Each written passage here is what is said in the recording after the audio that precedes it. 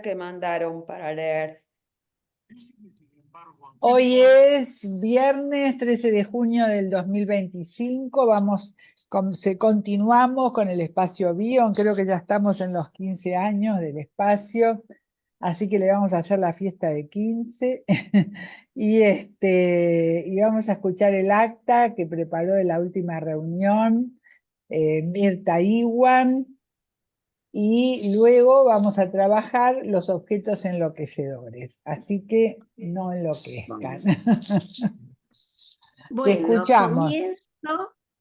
Voy a leer el acta del día 23 de mayo de 2025. Es un acta corta porque el primer tiempo de la reunión se lo dedicamos a los sucesos lamentablemente ocurridos con una familia de Villa Crespo que fue muy impactante y bueno, eso nos llevó su tiempo hablarlo y comentarlo. Comenzamos entonces con lo que continuamos trabajando después de el acta, ¿no? Empieza Bueno, así. empezá. Hoy es viernes 23 de mayo de 2025 y estamos en el espacio Bion. Hemos estado debatiendo hasta ahora sobre un trágico, ya lo decía el acta, sobre un trágico suceso ocurrido y hemos creado un espacio para poder continuar. Todo lo que discutimos tiene que ver con lo que estamos trabajando. Objetos enloquecedores, psicosis, psicopatía, cómo el psicópata coloca la muerte y la locura en el otro. Hoy tenemos el acta que hizo Verónica Prada tan generosamente. Así que a partir de ahora trabajaré con el acta del 9 de mayo. Hilda, ahí se lee el acta, ¿no? Hilda, ¿qué quieren aportar respecto al acta? Valeria, yo me quedé pensando en mi intervención, que estoy empezando de nuevo. Hay dos tipos de arrogantes, el neurótico y el no neurótico. El arrogante neurótico renuncia a la pena para conservar su pene, pero el no neurótico no fue amado realmente. Un personaje que no le dio bola, entonces interioriza a una madre que no le dio. Hilda, quiero sumarte que la arrogancia se erige desde el lugar de la carencia, pero para Bion la arrogancia, la omnipotencia, la curiosidad malsana y la lógica de la estupidez que surge de eso revelan aspectos psicóticos. Esto no quiere decir que sea un psicótico crónico, sino que son aspectos psicóticos encubiertos que pueden emerger en cualquier momento con más fuerza. Desde la perspectiva de Bion, tu propuesta es interesante, pero él lo ve como elementos dispersos en un discurso que habla de aspectos psicóticos subterráneos. Yo digo que la arrogancia se erige desde el lugar de la carencia. Entonces, con ese pensamiento, me ayuda a soportar a un arrogante, sabiendo que tiene una carencia enorme, aunque no sea evidente, porque si lo ves todo junto, se trata de un psicótico que está internado, pero si aparece de manera dispersa, son aspectos psicóticos encubiertos. Al ser un paciente, tenés que armar un continente para tolerar esa arrogancia y preguntarte de dónde viene. Les conté que en una entrevista importante vino una persona mascando chicle y hablando muy despectivamente sobre el psicoanálisis o sobre la profesión. Yo me preguntaba, ¿qué pasa? Porque venía para ingresar a la asociación psicoanalítica, y hablaba de esa forma, mascando chicle.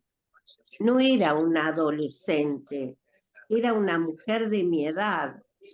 Ahí debe haber una carencia grande, pensé.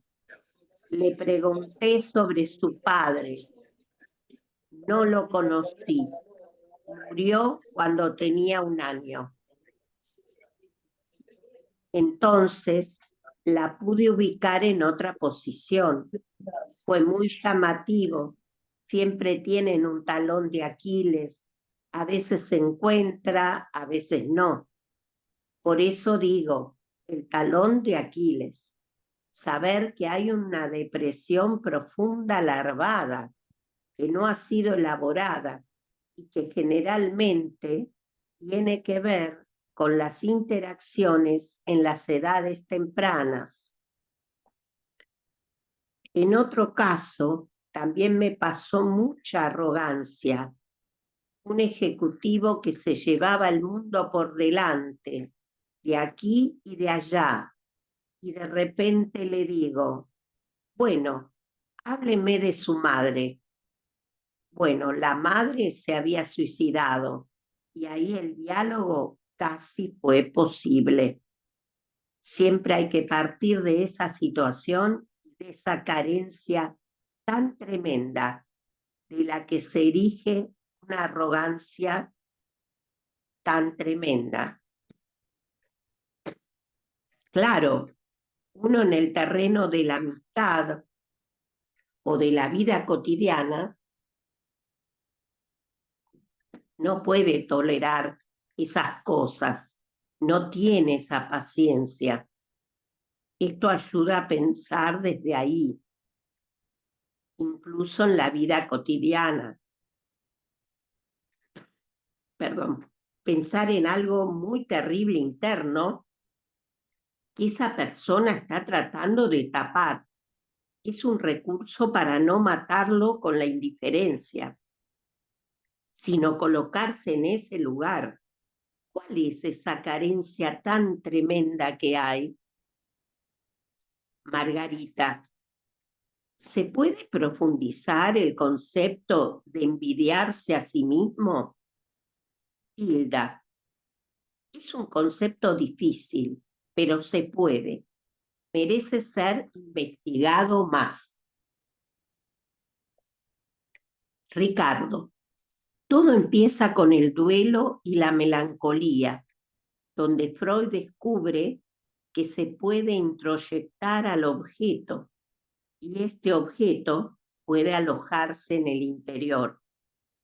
Entonces, imagínate un niño que tuvo una madre que permanentemente envidia, que puede envidiar su belleza, sus talentos intelectuales. Hilda, como Blancanieves. Ricardo, claro, es el cuento de Blancanieves. Ese niño, para que la mamá no lo ataque, introyecta ese objeto envidioso y antes de que lo envidie la madre, él se envidia a sí mismo. Cuando aparecen aspectos donde él tiene que mostrar su talento o sus capacidades, él mismo se ataca para que su madre lo siga queriendo, porque él sabe que si demuestra tener virtudes, la madre lo dejará solo. Y para evitar esa angustia de separación, prefiere cercenarse a sí mismo.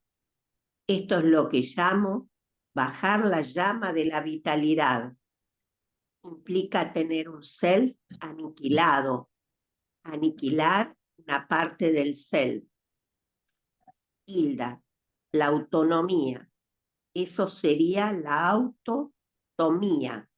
¿Autotomía o autonomía? Autotomía. ¿verdad, Hilda? La autotonía es un concepto ferenciano. Es un concepto ferenciano, sí. De cortarse un pedazo de uno, escindirse, pero de una manera que ese tejido queda muerto. Hay una parte de uno que queda muerta, que no se Bien, puede utilizar. Autotomía, es un concepto muy la- interesante. sí, sí, sí. Pero queda Ricardo, muerto para ser protegido, ¿no es cierto? Para privarlo de que toda la locura lo termine de aniquilar. Sí, pero después no lo puede reavivar tan fácil, ¿eh? En un Eso es cierto. análisis, sí, sí, claro, claro, me imaginaba, por eso creo que habla Ricardo previamente de una desvitalización, ¿no?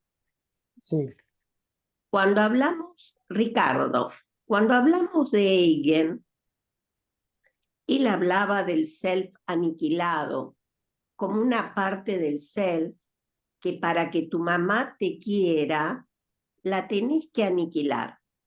Porque si esa parte aparece, surge una envidia terrible y tu mamá corta el vínculo o te deja enojada, disgustada. El niño aprende rápidamente a bajar su llama vital hasta lo mínimo necesario para no ser rechazado. Últimamente, caso muy interesante, donde lo que planteaba el paciente era que tenía que bajar tanto la llama vital que llegaba a una especie de claro. suicidio, donde suicidaba su verdadero ser, porque la madre no podía soportar la convivencia con su verdadero ser. Este paciente siempre traía la idea de que se iba a matar, tomando un poco la idea de Winnicott sobre el terror al derrumbe, le dije, ya te suicidaste cuando tenías 2 o 3 años y aniquilaste una parte vital tuya de tal magnitud para que tu mamá te quiera. Ahora sentís que no existís. Mm, Esa es la autoenvidia, un objeto enloquecedor, hostil, internalizado, que ataca con tal saña que el niño tiene que apagar su llama vital a lo mínimo que la madre tolera. Hilda, es una buena explicación, porque es difícil de aceptar, pero Arnaldo Raskowski enfocaba mucho en las dificultades para trabajar, para tener pareja, para tener sexualidad. Él hablaba mucho de la envidia a sí mismo. Patricia, me gusta mucho esta frase. La sombra del objeto cae sobre el yo. Es la frase célebre de la melancolía de Freud, o sea, la identificación con el objeto. Y es cierto, esto yo lo he visto mucho. También Raskowski a mí me encantaba. Me llama la atención también, Ricardo, si bien la profundidad de tu trabajo es maravillosa y realmente la respeto y admiro, que hablas tanto de la madre exclusivamente, no del medio ambiente o del padre o de esas circunstancias, porque Raskowski hablaba mucho de la envidia de los hombres por el embarazo, por la fertilidad de la mujer, la denigración, la desestimación de las mujeres. No lo digo solo como mujer, pero me parece que tenemos que tener cuidado, porque si no, todo recae sobre la mujer. Y la época también es muy importante. Ricardo, fíjate que en el capítulo de la escena ancestral traumática, en el segundo caso que tomé de Soren Krieger con Regina Olsen, ahí el objeto enloquecedor es el padre. el objeto obstructor vincular que tomé en el caso de Kafka, el obstructor vincular es el padre. Margarita, siguiendo con esta idea de la envidia a sí mismo, me quedé pensando si la arrogancia, como vos decís, Hilda, se erige en el lugar de la carencia, si de alguna manera este sujeto finalmente, para evitar el odio de la madre que lo masacra, se construye un falso self. Hilda, una cosa es la envidia a sí mismo y otra cosa es la arrogancia. Margarita, quería anexarlo. Ricardo, la pregunta de Margarita creo que sería, ¿qué madre tuvo la arrogante que tuvo que ejercer él mismo esa arrogancia? Hilda, reformulemos. ¿Qué grupo familiar tuvo? Porque realmente en uno de los casos que conté, el padre había muerto, es decir, había un agujero tremendo. Me parece muy buena la sugerencia de Patricia. Basta con hablar solo de la madre, porque además hablemos de la función materna y de la función parental. Margarita, la función parental es más apropiada. Hilda, claro, el padre puede hacer mucho para que una madre no se vuelva loca con los hijos. Es decir, no forzarla al borde del abismo para que se mate o mate a alguien, como acabamos de ver. El padre puede frenar todo eso. No tiene por qué, haciéndose un parangón, nada que ver con la realidad, pero acercándonos, quedarse dormido frente a una madre loca puede hacer mucho para calmarla, atenderla, satisfacerla, etc. Está bueno este aporte, tomémoslo.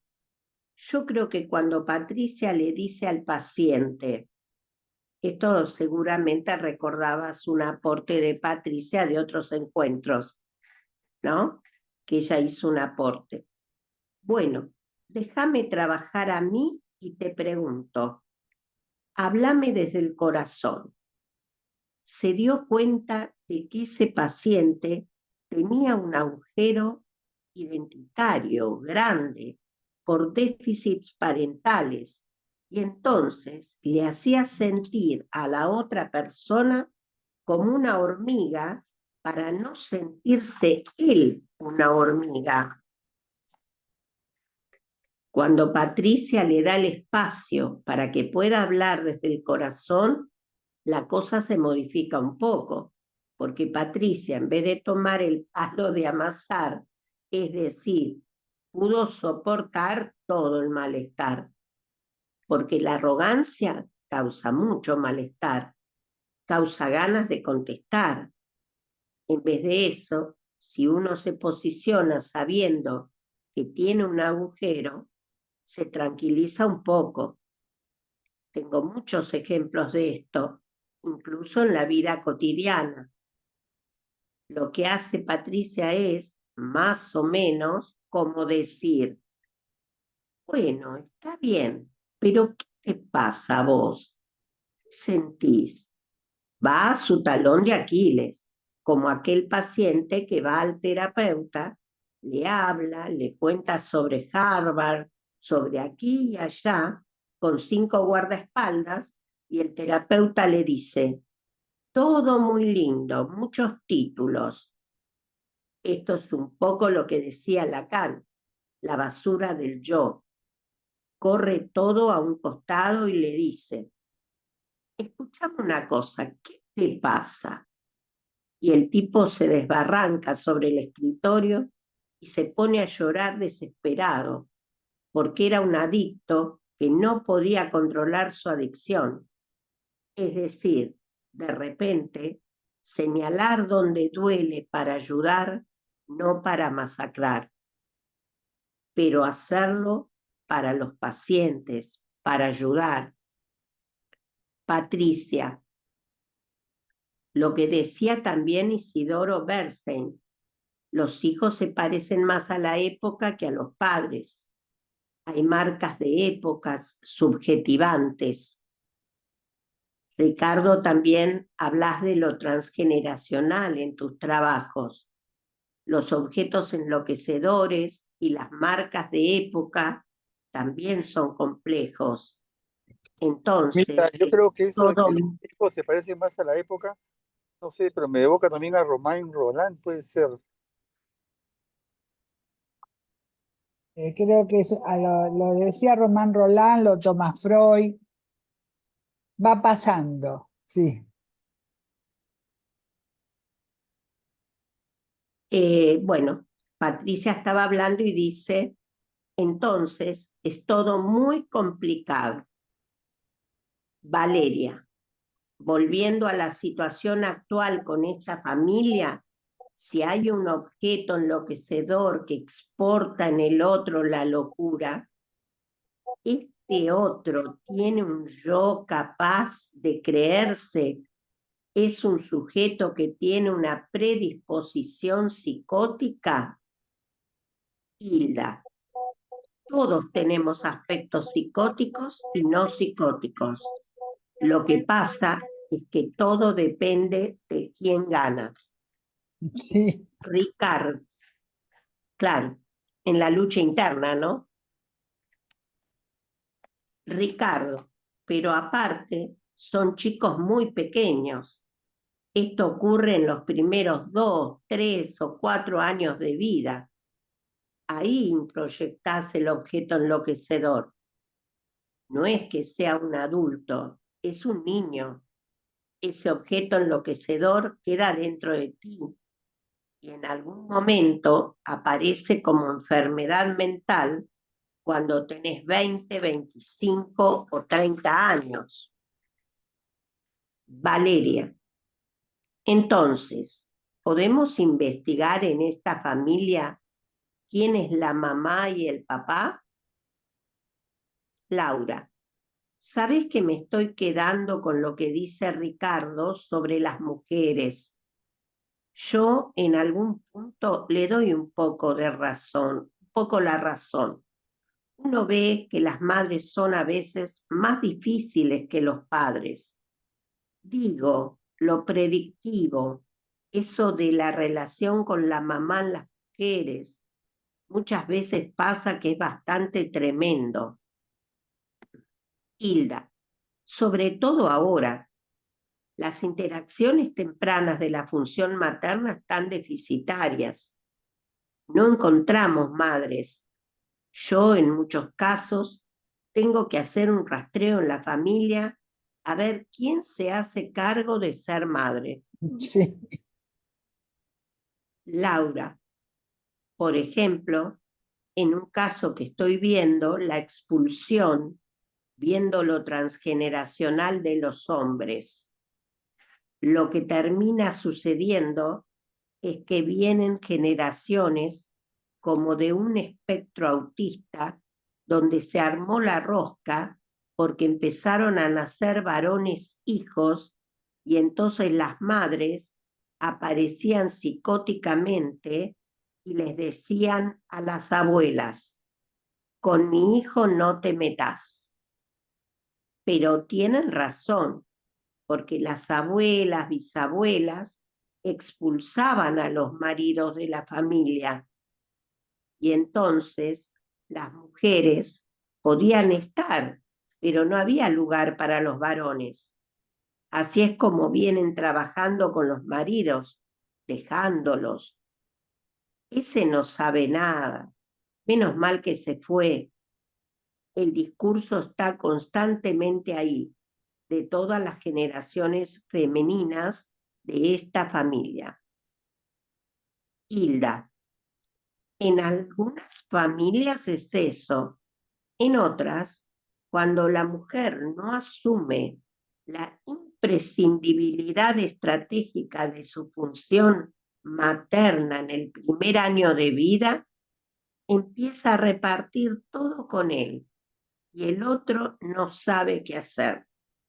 Eso también deja agujeros muy graves. Sí, es así. Una cosa, una foto pequeña que me llamó el otro día la atención, nació en la beba de digamos, la nieta de una amiga. Y veo la foto y en vez de estar la madre con la beba al pecho, está el padre desnudo con la beba al pecho. O sea, yo me quedé mirando, le juro, la foto mucho porque no sabía si estaba simulando, que estaba dándole el pecho o qué estaba haciendo. Pero les digo la verdad, él desnudo, o sea, estaba desnudo y la beba puesta acá, al pecho. Me llamó mucho la Eh, atención.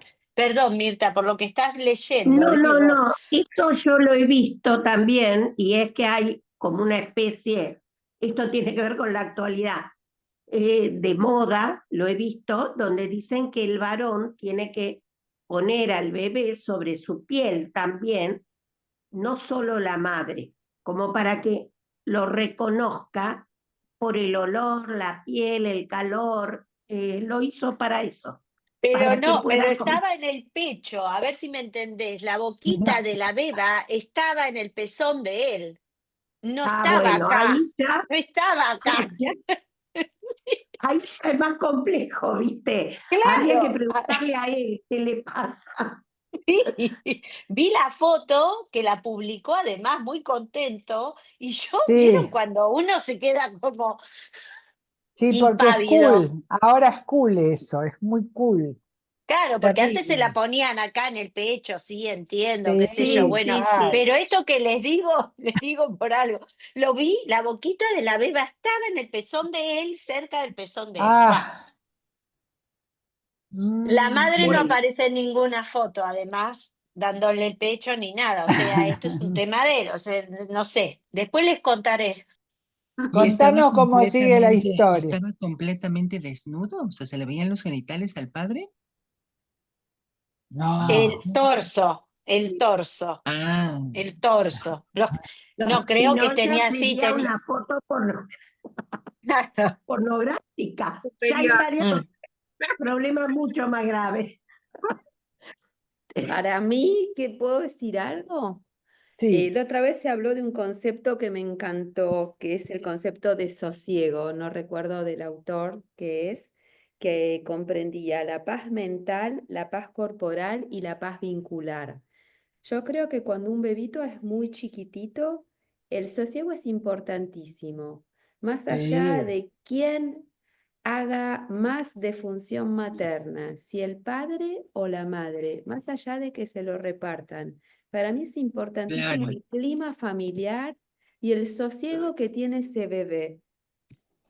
Es prioritario, porque hay mamás ahora que se exigen muchísimo, pobrecitas, muchísimo, para tratar de ser una buena mamá y dar la teta y después van al trabajo y se sacan con el sacaleche y vuelven. Y es una suma de estreses eso, y es como una especie de locura, donde se termina transmitiendo una madre estresada, cansada, y eso afecta el clima que vive ese bebé en la casa.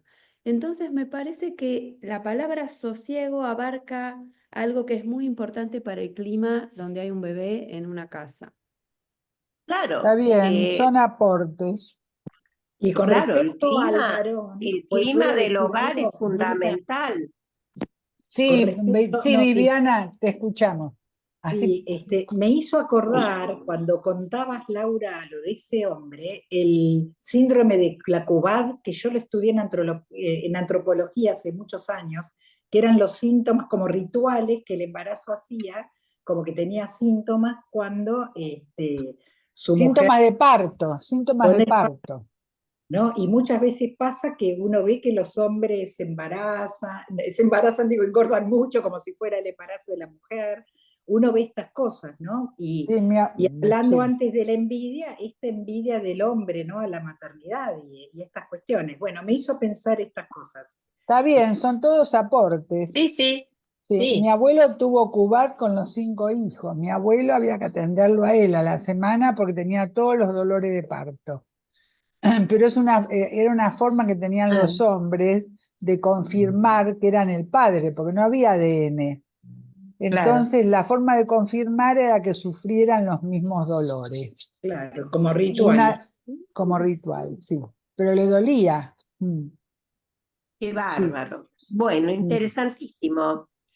Bueno, entonces ahora habla Ricardo.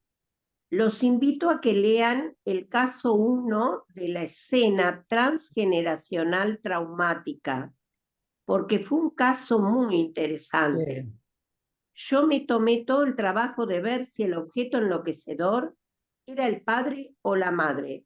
sí, me acuerdo, Busqué, sí. busqué, no encontré. Y resulta que el objeto enloquecedor era la tía, que se había ido a vivir con él cuando tenía 2 años. La tía Esto creo Julia, como la de Vargas Llosa, la tía Julia. que se había ido Sí. a vivir con él cuando tenía 2 años. Esto creo que es muy interesante. Uno tiene que hacer una Hola, hola. minuciosa reconstrucción y si no encuentra nada, hay que pensar que fue otro, que puede ser un Mm. abuelo, un tío o una mucama. Gracias.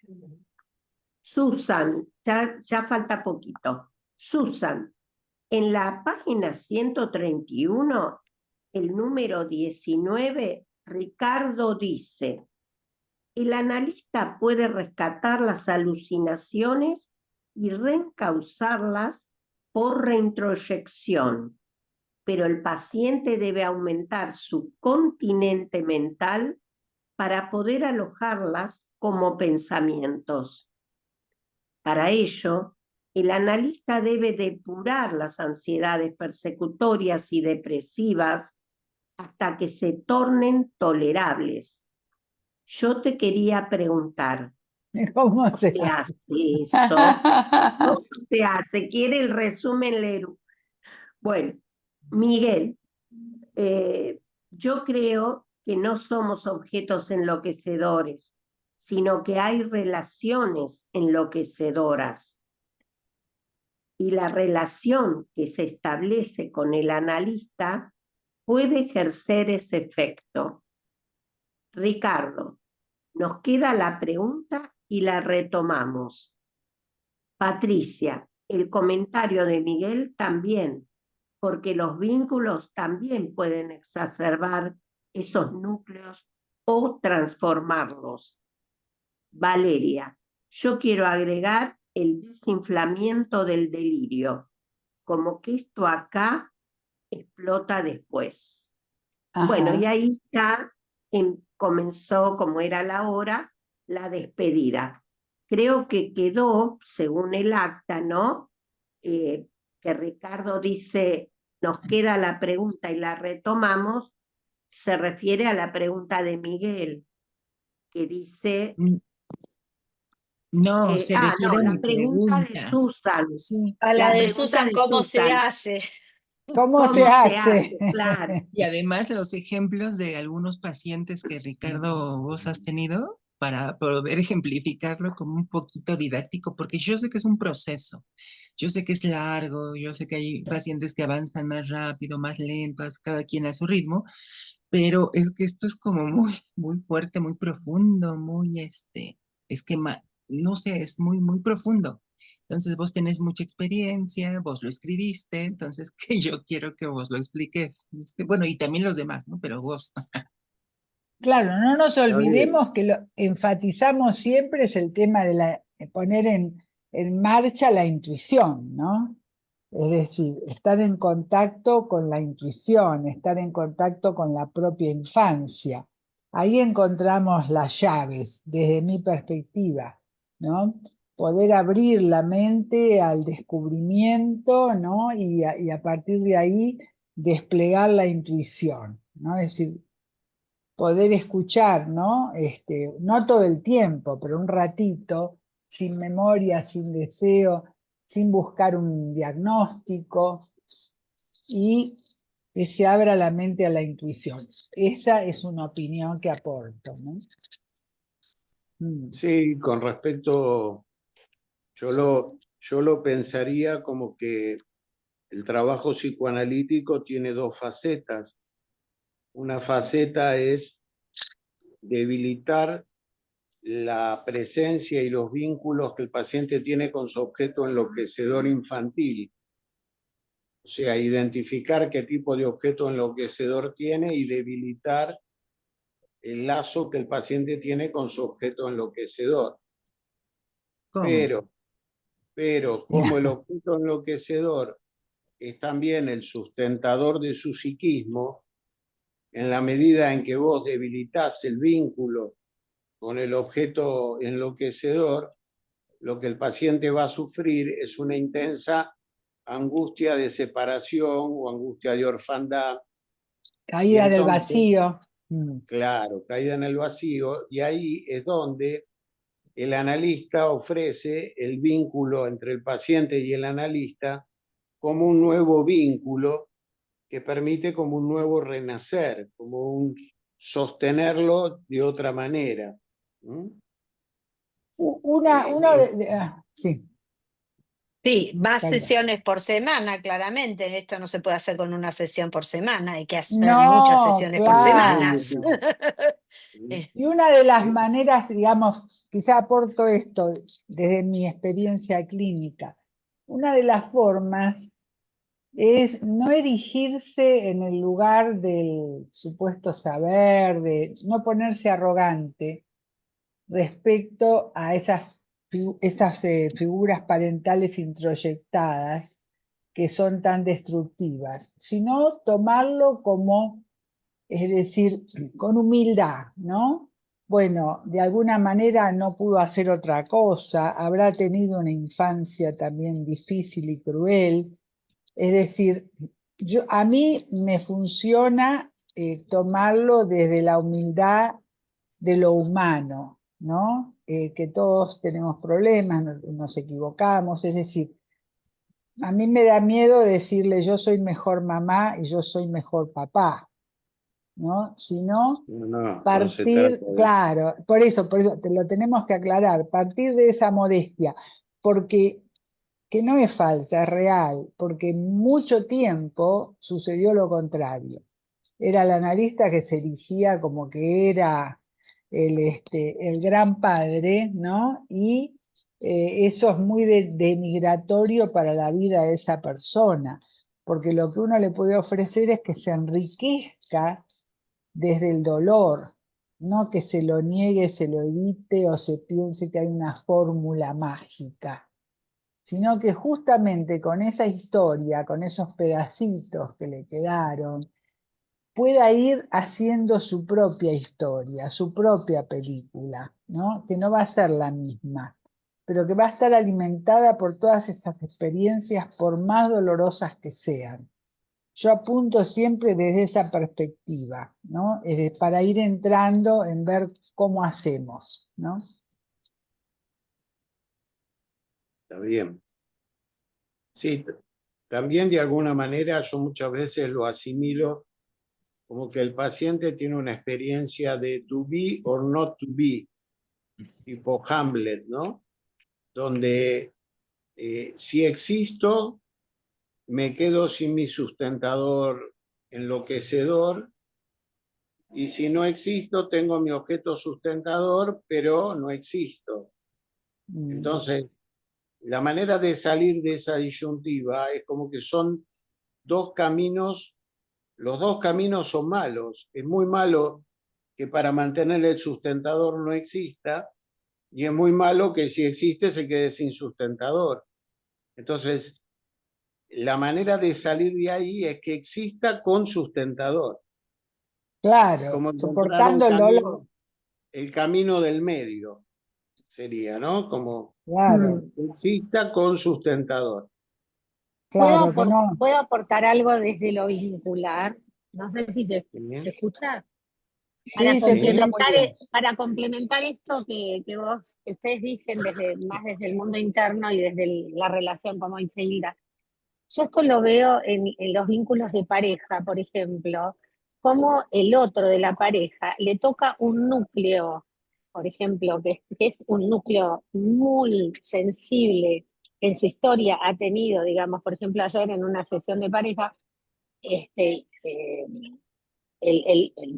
marido le dice, bueno, porque a mí me vuelve loco que siempre me está preguntando, ¿cómo estás? ¿Y cómo estás? Y ella le dice, pero te lo pregunto de buena onda, porque tengo ganas de conversar con vos.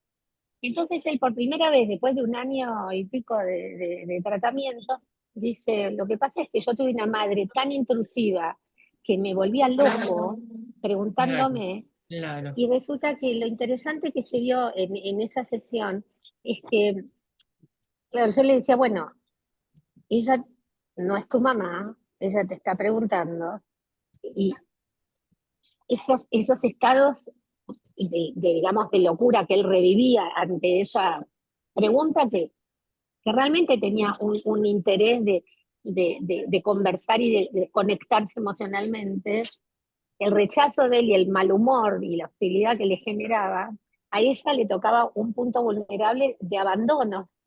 Entonces, poder conectarse cada uno desde su mundo interno con esos dolores, esas heridas no resueltas, que esto es lo que trabajamos, Claro. hizo que resignificaran ese modo, digamos, de preguntarse o de reaccionar de manera distinta para que ni ella se sintiera abandonada, ni él se sintiera inundado, digamos, con esa madre intrusiva. Entonces, ese vínculo puede empezar a salir de esa situación, ¿no? Eso es muy interesante, que se complementa con esto que están diciendo, ¿no? Me Sí, parece. muy, muy lindo aporte, muy buen aporte, sí. Ujú. Eh, Bueno, porque, digamos, por ahí lleva también a otros desarrollos, pero está bueno tenerlo esto como aporte. ¿Quieren empezar a leer el artículo por donde lo habíamos dejado? Porque lo habíamos dejado en un punto o estoy equivocada. no, yo quería hacer como una especie de introducción a esto. Eh, eh, Estamos viendo lo de los objetos enloquecedores. A mí se me ocurrió pluralizar el concepto de Badaraco. El concepto de Badaraco y de Searles era el concepto de objeto enloquecedor. Yo creo que el primero que lo nombra es Searles y Badaraco lo toma de la obra de Searles. Y a mí se me ocurrió que podríamos considerar que hay más de uno, que hay varios objetos enloquecedores y que si podemos empezar a, de alguna manera, a aislarlos, eso nos ayuda mucho en la identificación y en el trabajo con los pacientes. Y me di cuenta que había objetos enloquecedores que ya estaban descritos, ¿no? Uno es el objeto perverso narcisista, que nosotros lo trabajamos de la obra de Eigen, De Eigen, sí, y de, sí, Eiger, de el de Eiger, París, de Eiger, Eigen, sí. el de París.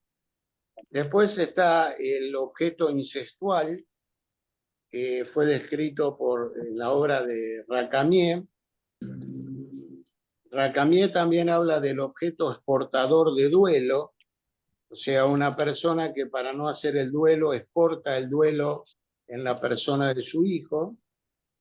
Sí. O en la Después, pareja, es típico en la psicopatía eso, sí. después el objeto enloquecedor de la madre muerta, tomado de la obra de Green.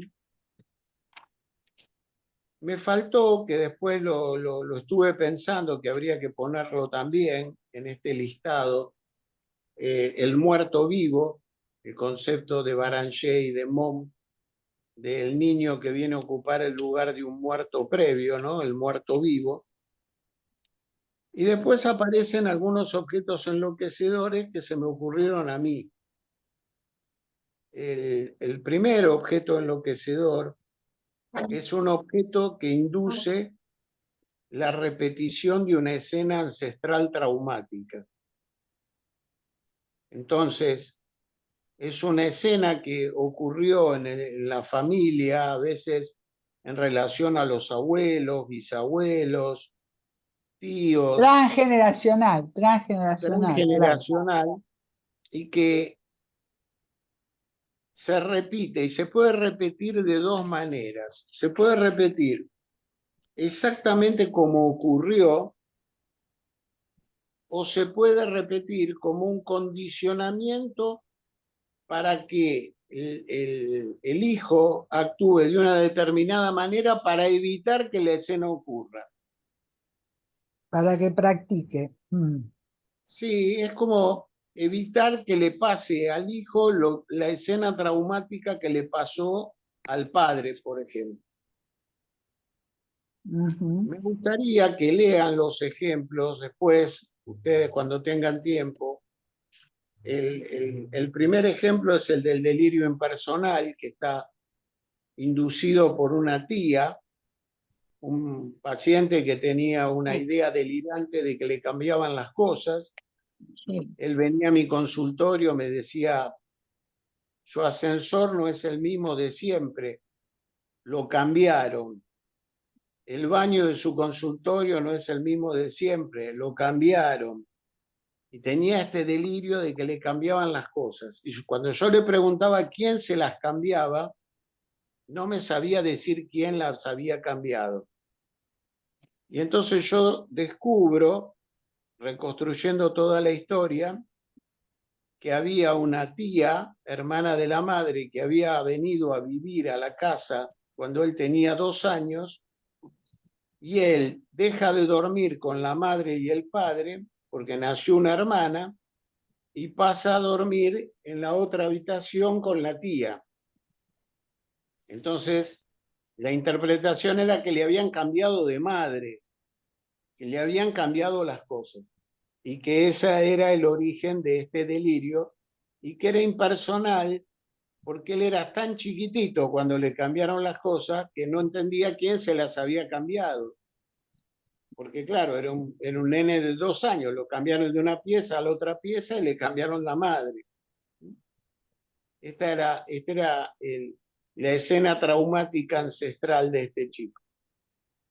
Y Claro, y después, sobre todo cambiar la madre, porque seguramente la mamá delegó Claro, la maternidad en la tía, porque que vaya a otra pieza a los obviamente, 2 claro. años está bien. la mamá me Realmente decía, le cambiaron la madre. la mamá me Claro, decía, mi hermana es como una madre para él.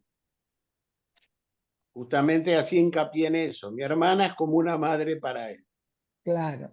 El ejemplo 2 es un ejemplo histórico sobre el filósofo Kierkegaard.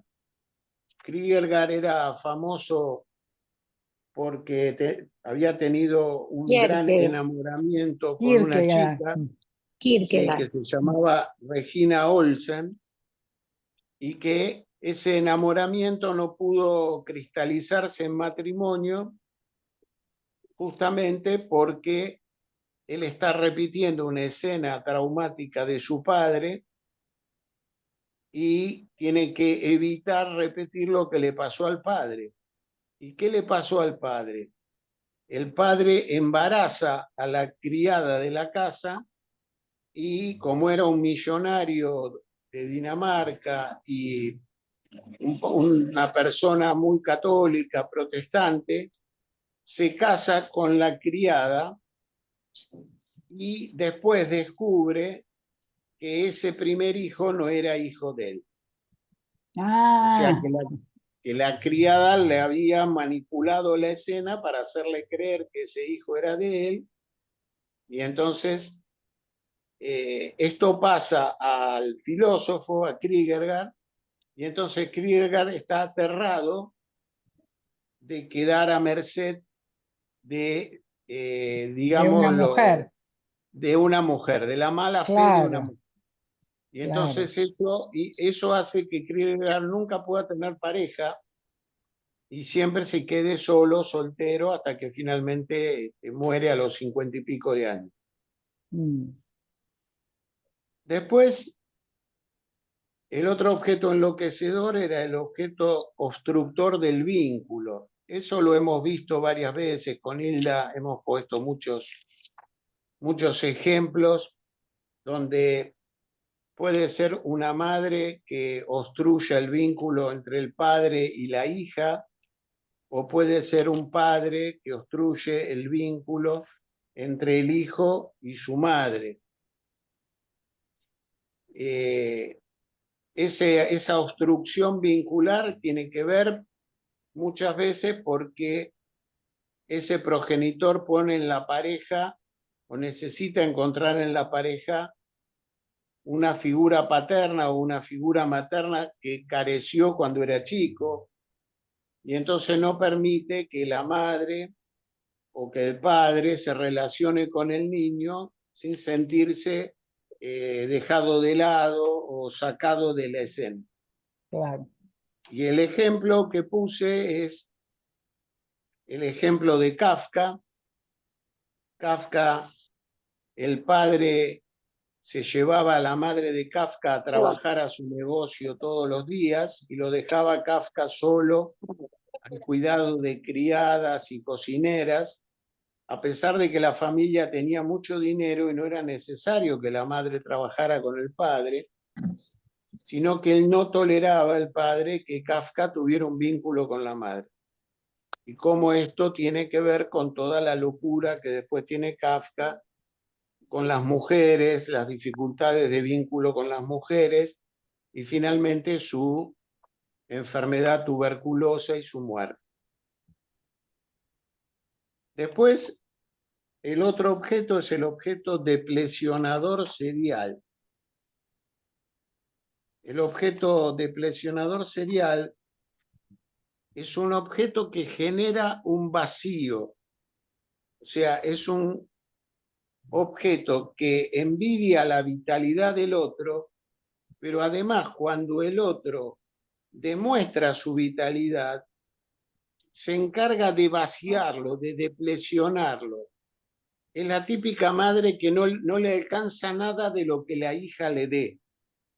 Siempre le va a pedir más, siempre le va a pedir más, siempre le va a pedir más. Y entonces le genera una depresión de su propia vitalidad. Siempre es un pedido loco de ser llenada todavía más. Es como una mezcla de envidia con intensa avidez. Y esto termina generando en el niño la sensación de nada de lo que yo tengo alcanza, nada de lo que yo tengo sirve, nada de lo que yo tengo alcanza. Claro, es una alianza Y letal entre la envidia y la voracidad. exactamente, una alianza letal entre la envidia y la voracidad. Exactamente así. Y ahí hay un ejemplo, hay dos ejemplos. Un ejemplo es de una paciente, hay un fragmento de una sesión de una paciente que yo atendía, donde se ve muy bien el fragmento de la sesión, la tendencia a empobrecer a la hija que tiene permanentemente esta madre. Y después otro ejemplo que es una paciente que todavía estoy viendo, que es una paciente que casi se muere por adicción a la hormona tiroidea. Termina estando internada en terapia intensiva, se tomaba 10 pastillas de hormona tiroidea por día. Para adelgazar. Para adelgazar, y tiene una madre deplesionadora serial, con un vínculo totalmente de envidia y avidez, donde la madre todo el tiempo le quiere sacar las cosas buenas que ella tiene, todo el tiempo. Y el último es un poquito más complejo. Oye, Ricardo, ahí tengo una duda justamente con ese caso que estás diciendo, en la página 184,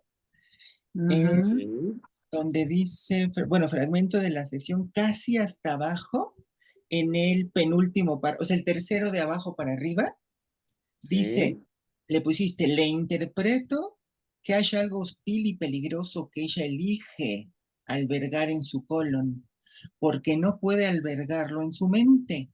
y que eso que alberga le hace daño, pero ella no puede evacuarlo ni separarlo de ella misma.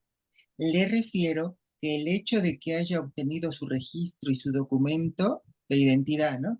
Muestran que ella puede cambiar, pero solo en aspectos parciales. O sea, ¿cómo y por qué solo en aspectos parciales? ¿Qué tendría que hacer?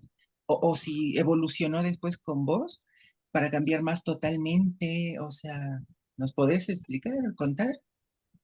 Sí, esta era una paciente, si querés podemos leer el fragmento, Sí, es mejor cortito, leerlo, sí. Sí, es sí. cortito, lo podemos leer.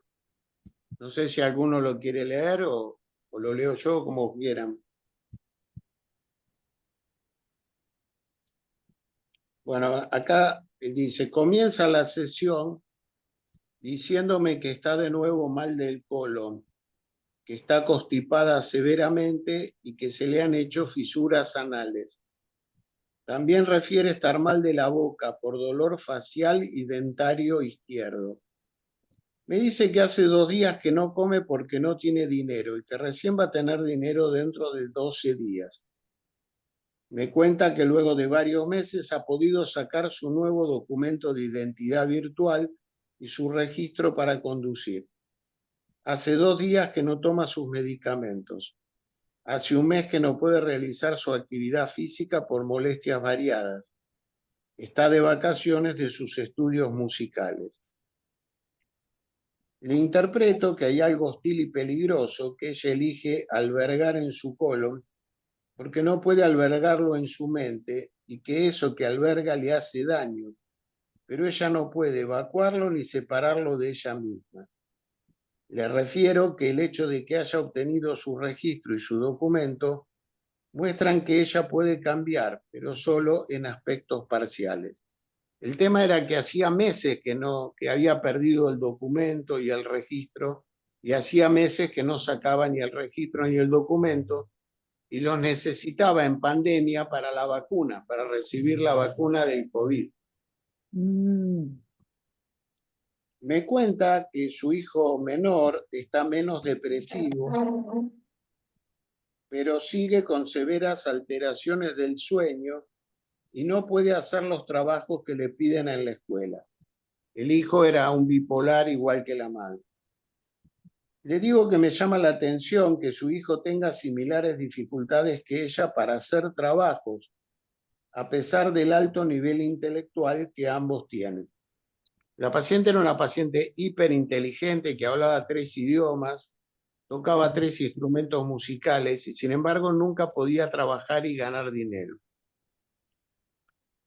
Me contesta que no me contó una novedad, que aceptó hacer un trabajo de video artístico para un conjunto musical, que la contactó viendo otros videos suyos subidos a las redes sociales. Me dice que ella aceptó hacer el trabajo gratis, ya que el grupo no tiene dinero para pagarle. Me dice que pensó que el trabajo era sencillo, pero cuando presentó la primera versión que ella realizó, le exigieron que introdujera muchas mejoras en diferentes partes, por lo cual el trabajo va a transformarse en algo que le llevará varias horas por día, durante varios días para hacerlo. Pero me dice que no puede cobrar porque dio su palabra de que lo hará gratis. Le interpreto que lo que me cuenta me revela cuál era la verdadera interacción entre ella y su madre. Ella debía alimentar a su madre con buenas experiencias para que su madre no se sienta empobrecida y carente. Así, en vez de sostenerse a ella misma, ella primero debe sostener la felicidad de su objeto sustentador infantil. Dicha disposición, adoptada cuando era pequeña, le permitió asegurarse, al menos, una madre que le brindara un sostén mínimo para no sucumbir. Pero lo trágico es que su madre envidia su capacidad de hacer y de dar, y critica y ataca todo lo que ella le brinda. Así ella, en su infancia, deduce que todo lo que dio fue insuficiente y se condena a dar aún mucho más, pero ello la conduce a un vínculo confiscatorio, donde ella desaparece por mantener viva a su madre, condenándose a sí misma a una inanición de felicidad, a una anorexia de felicidad. Al mismo tiempo, el odio que le produce la situación es trasladado al colon, atacando a la madre con sus diarreas explosivas o constipándose para no atacarla por temor de perderla definitivamente.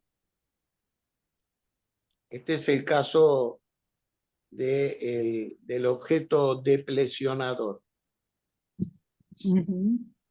Y el último objeto enloquecedor es el objeto tergiversador serial. Ay, es horrible. El tergiversador serial lo que hace es, cuando el niño se acerca a su progenitor buscando cariño, amparo y protección, este lo alucina negativamente y lo suplanta por la imagen de un objeto ancestral, con el cual ha tenido en su infancia una atracción incestual. Dicha atracción incestual provoca pavor en el progenitor y retiro o retracción, lo que implica el alejamiento del vínculo con el niño. De esa manera el niño decodifica que su amor es deleterio para el objeto, ya que cada vez que intenta acercarse es tergiversado y luego rechazado. Ferber señala esto diciendo que el esquizoide teme aniquilar al objeto con su amor. Yo creo que teme aniquilar al objeto con su amor por esta tergiversación serial que ocurre todo el tiempo. Perdón, Acá, acá se podría aplicar muy bien el concepto de Ferenczi, ¿no? Sobre la confusión de lenguas entre el adulto y el niño. por supuesto, sí, claro. Entraría justo. Sí, Karin. No, Laura quiere entrar. Laura quiere Ah, entrar del auto. Perdón, ¿cómo? Laura escribió que quiere entrar desde el auto, desde el iPhone. Ah, ok, a ver, perdón, porque no me aparece acá. ¿Y cómo hago? No, nada, si no te aparece, ¿Que no te aparece? es que Intente, te tiene que aparecer arriba. No, que No, no, insista, a lo mejor volvió a salir y ahora va a volver a entrar. Seguro. claro. Bueno, decirle que insista en todo caso. sí. El ejemplo, les voy a dar un ejemplo de un caso. Acá yo pongo otro ejemplo que de un chico con autismo. Es muy lindo el caso del chico este autista. Pero el ejemplo que les voy a poner es una madre que tenía como objeto enloquecedor a su padre, que era un padre muy, muy loco, y se va a vivir lejos de este padre. La madre se va a Neuquén. Cuando está ahí en Neuquén tiene un hijo. Al hijo le pone un primer nombre que quiere decir un nombre indígena, le pone Nahuel, que quiere decir Mapuche. indómito, indomable, o sea, indomable como el abuelo, que era indomable. Y entonces la madre ve en el chico permanentemente el vínculo entre ella y su padre, pero ese vínculo entre ella y su padre era un vínculo muy incestual, y además de incestual era un vínculo muy insoportable porque justamente ella se había alejado del padre, se había ido a vivir a Neuquén para sacarse ese padre loco de encima. Entonces cada vez que el chico se acerca, ella se retrae, interpretando que el que se está acercando es ese padre intrusivo e incestual, y el chico termina con una esquizofrenia. Y O sea, sobre todo también, claro, sobre todo el porque chico lo que no había vivencia, no había padre que la que lo frene un saque, poco la locura de claro, la madre. Que la saque, Porque, que lo saque el claro, pibe de esa tergiversación. porque el triángulo ayuda mucho en ese sentido. Cuando uno está medio loco, el otro pone una valla, ¿no? Es decir, y frena, ¿no? Es decir, así que en la soledad de la simbiosis patológica madre-hijo, en general se producen tremendos desastres si no se arma la tríada, ¿no? De cualquier forma, pero que se arme, ¿no? Esa tríada. Pero es muy interesante lo que decís, porque muchas situaciones de imposibilidad de vincularse con los hijos parten de esto que vos traés, ¿no? Es decir, el objeto tergiversador serial, de esa confusión de lenguas, ¿no? Donde el chico se acerca con amor y el otro le despierta la pedofilia, digamos, ¿no? Ferenczi lo refiere mucho a eso, ¿no?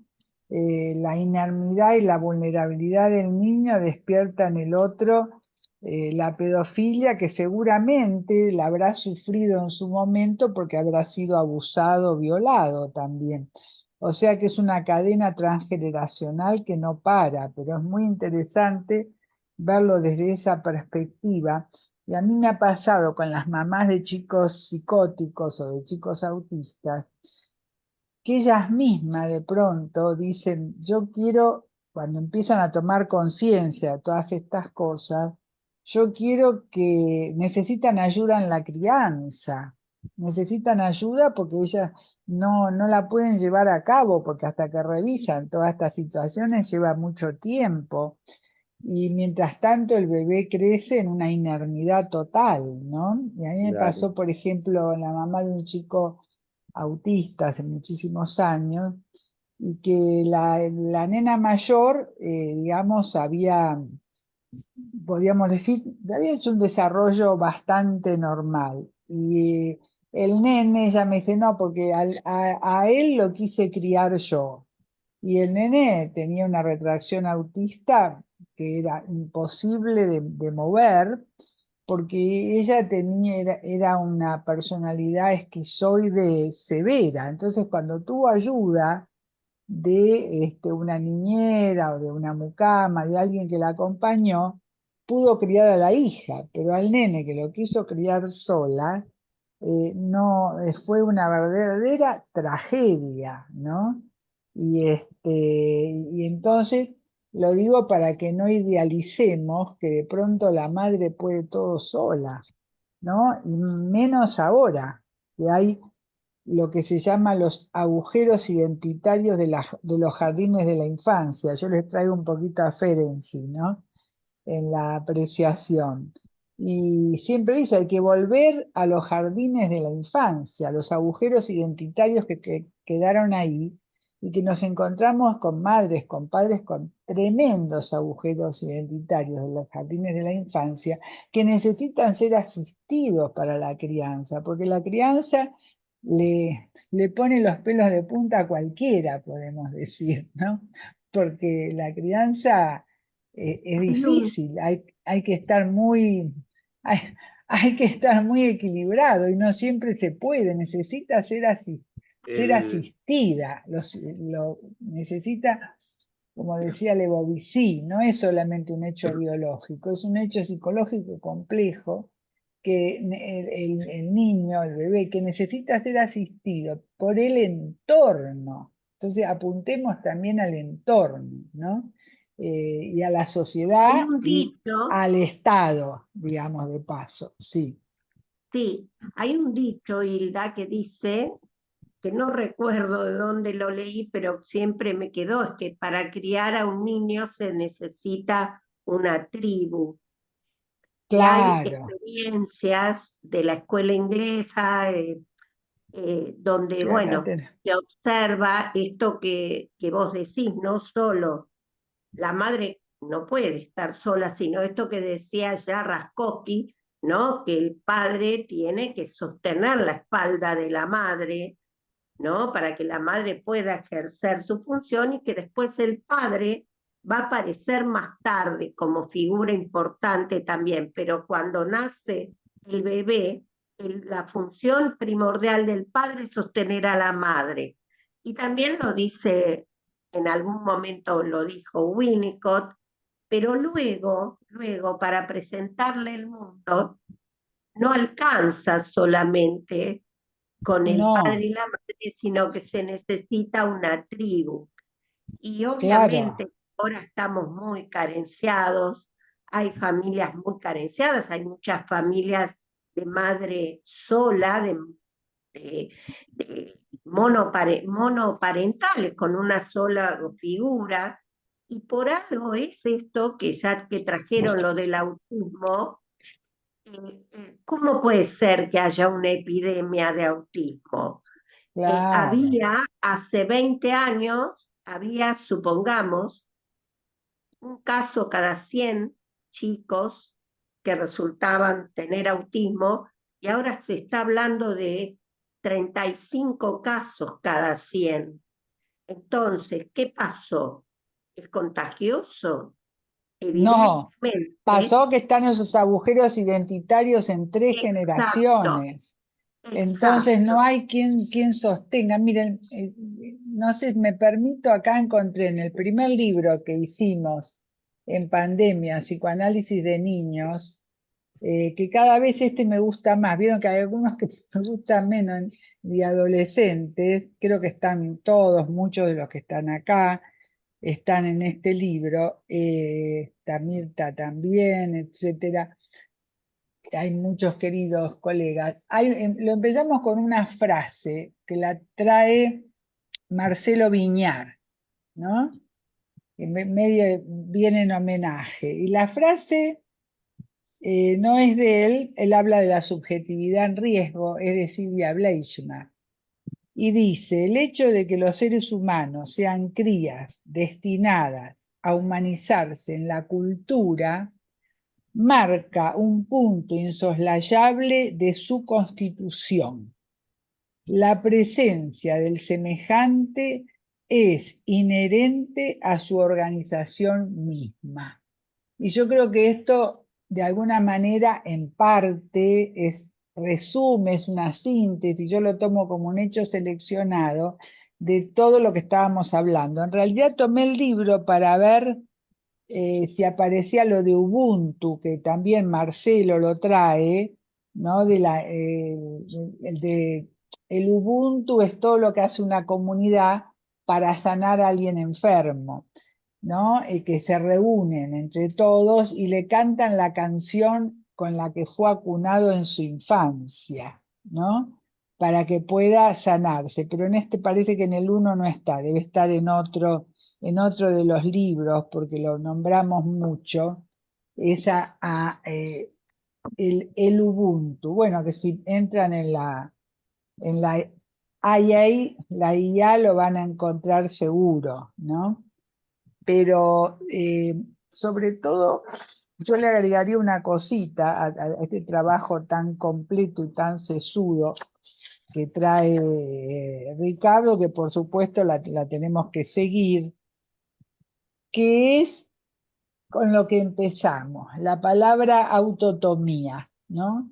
Porque todo creo que lo que trae Ricardo se refleja muy bien en este concepto de Ferenczi.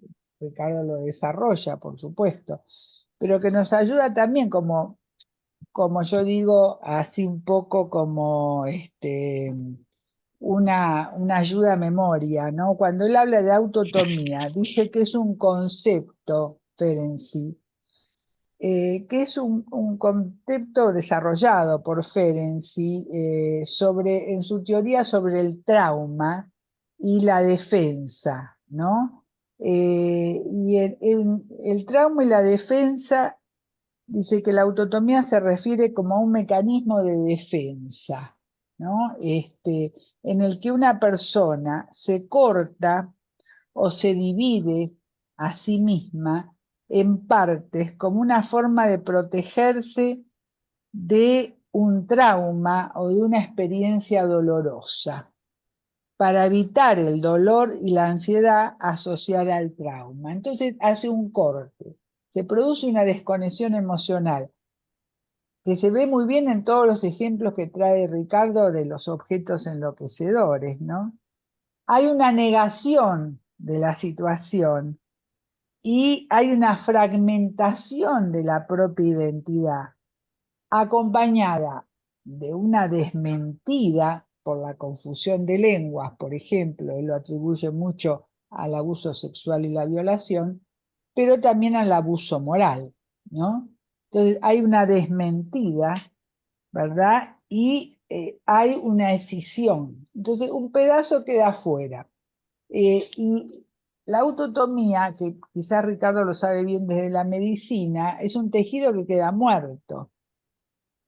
Y es un trabajo de órdago para nosotros ver si se puede reavivar algo de ese tejido, ¿no? Porque es cuando pasa con las situaciones de abuso, violación, que a mí me dicen, bueno, yo puse mi cabeza afuera y yo miraba la escena desde afuera.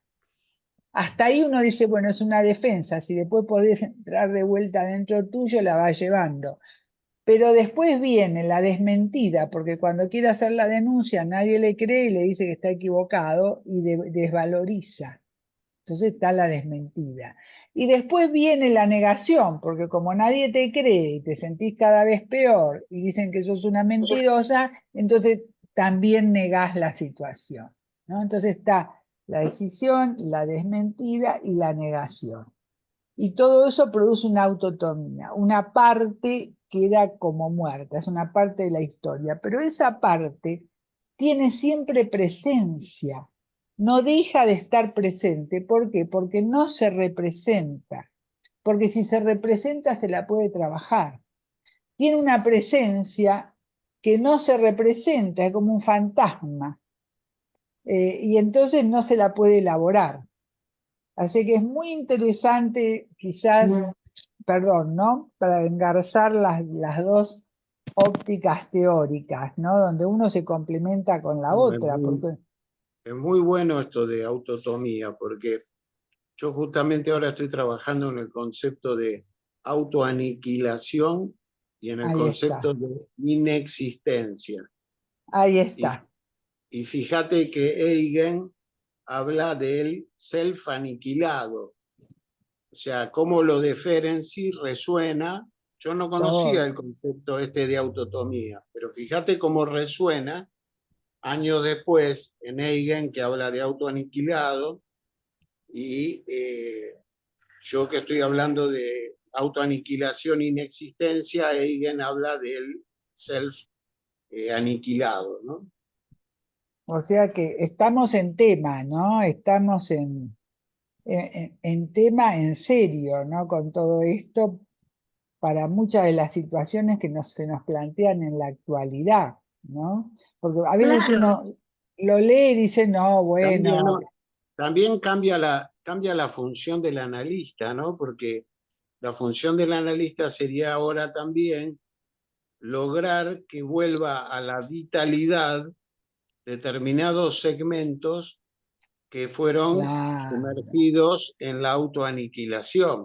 claro. Por ejemplo, el paciente que no puede trabajar, que no puede estudiar, que no puede ganar dinero, que no puede tener pareja, no puede tener sexo, como áreas de autoaniquilación, y el trabajo del analista es como hacer que esas partes autoaniquiladas puedan retornar a la vitalidad, volver a Claro, cargarse de que vitalidad. sean defensas, ¿no? Se las tome como defensas, darle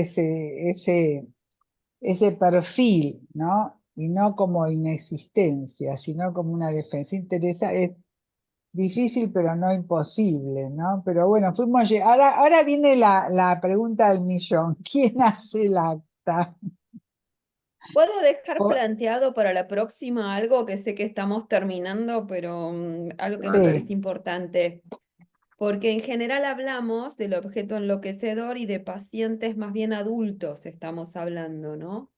Entonces yo lo que quiero dejar planteado es cuando uno atiende niños, cuando atiende adolescentes y tiene entrevistas, ¿no? Frecuentemente con los papás. Y tenemos que vernosla con esta madre quizás o padre que son objetos enloquecedores. Lo que veo que la tendencia del trabajo acá, porque son todos pacientes adultos, es qué hace ese paciente con ese objeto enloquecedor. A veces cuando estamos con niños y con adolescentes, a veces tratamos de hacer algo con el objeto enloquecedor. En general no me va muy bien. Bueno, yo te aporto una mini respuesta.